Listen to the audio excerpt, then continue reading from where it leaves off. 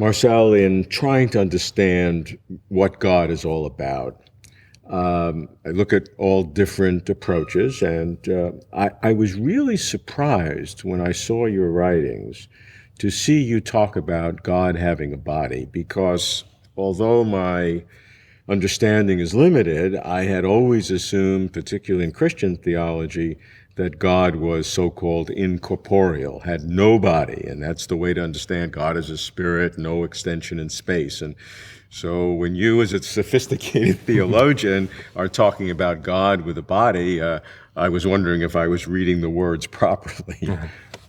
The reason why I came in my early work to think about the question whether God could be embodied is that I came to believe that God suffered. And suffering seems to involve location.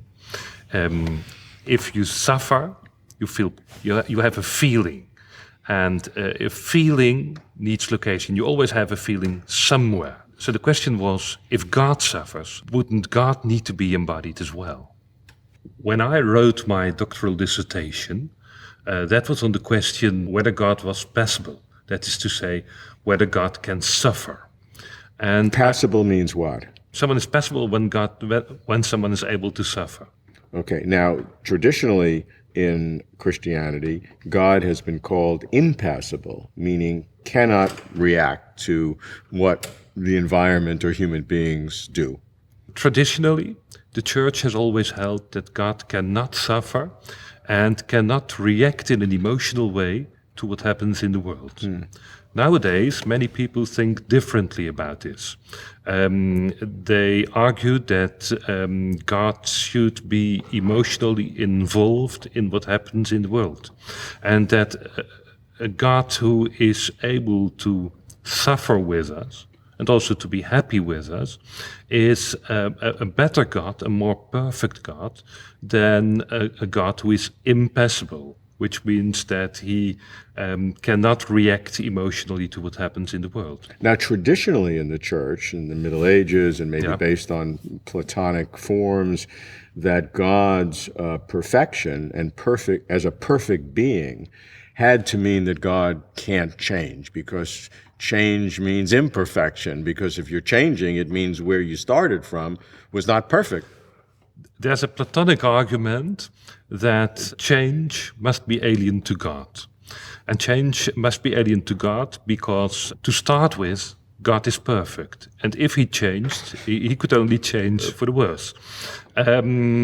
Or alternatively, if he wasn't perfect, or if he could change for the better, that implies that he wasn't perfect to begin with. Nowadays, many theologians think about this differently, because not all change implies or brings with it a change for the better or a change for the worse.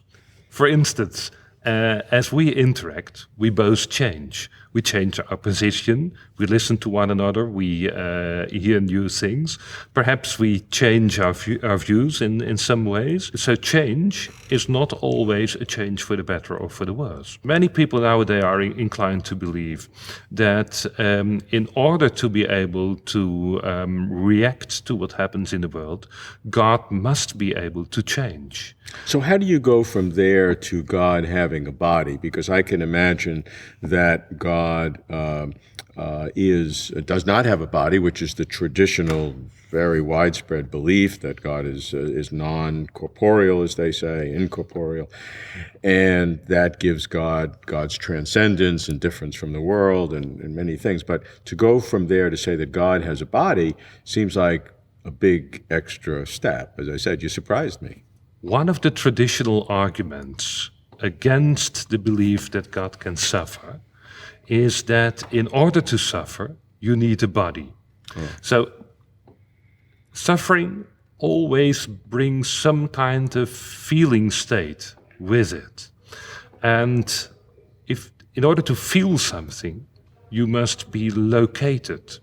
To give a human example, if someone goes to the doctor and says, "Doctor, I feel a terrible pain," then the doctor will ask, "Where do you feel the pain?"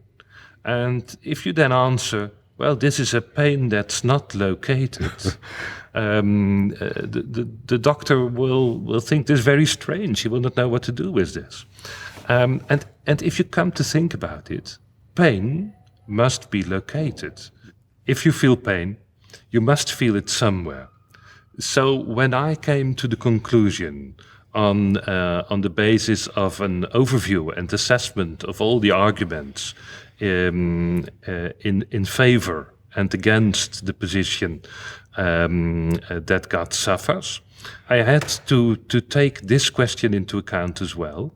If God suffers, does that also mean that this suffering of God is somehow located? And this is how I came to be involved in the position that God could be embodied. I first went into philosophical psychology because there are different positions on this. Some argue that it is possible to have feelings and emotions that are not located. On studying this, I found that this was true, but especially with respect to the weaker, less strong feelings and emotions. You might have those without any physical, without any located component. But the kind of feelings and emotions that we want to ascribe to God are stronger feelings and emotions, real suffering. And this means that there must be some form of location for these. Okay, let me understand the different parts here. Yeah. First of all, why is it important for God to suffer?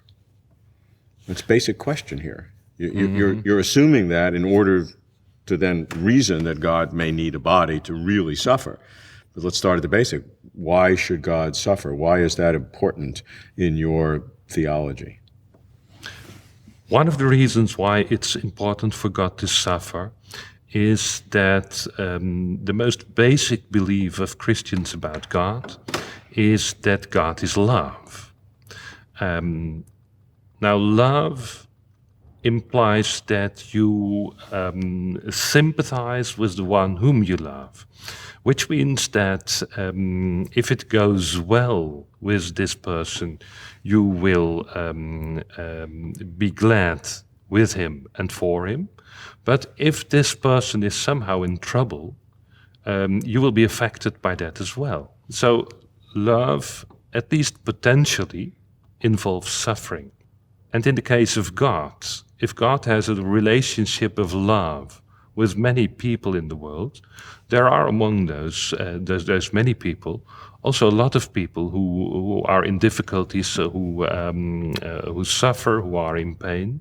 So real love will bring with it suffering for God. Okay.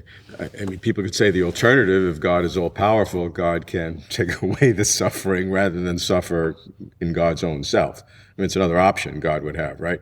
To get rid of the suffering rather than suffer together. Everybody would be happier in that sense, right? Yeah. If God would just use the power to get rid of the suffering, then neither one suffers. That sounds like a better solution. Yeah. In Christian theology, there's been a lot of discussion on the issue of theodicy. Which is the explanations why there's evil. Yes.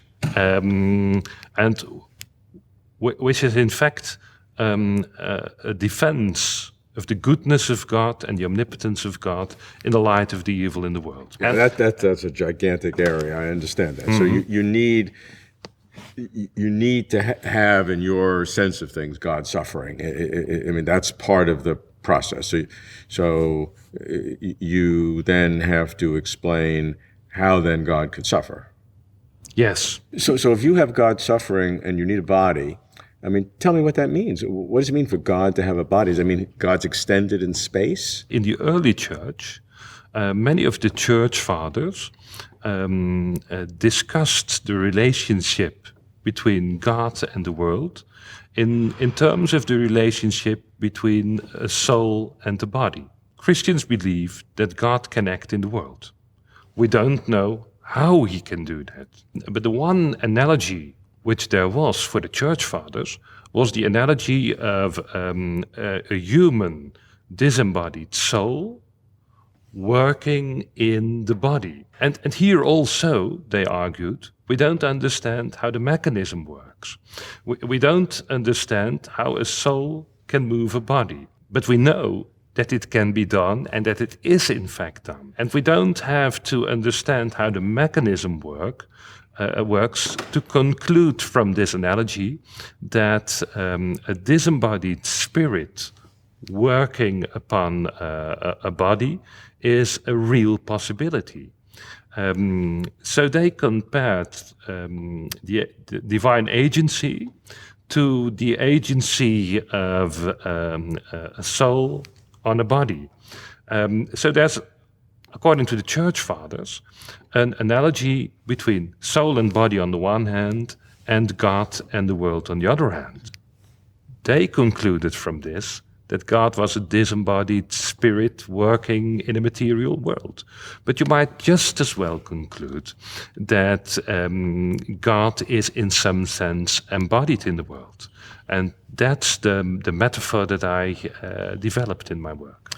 You say metaphor. There's a difference between a metaphor and a reality. God having a body is a metaphor or is some kind of reality? And if reality, is that body a spirit body in some sense, or more in the world kind of body in some way? The idea that God is embodied in the world is a metaphor.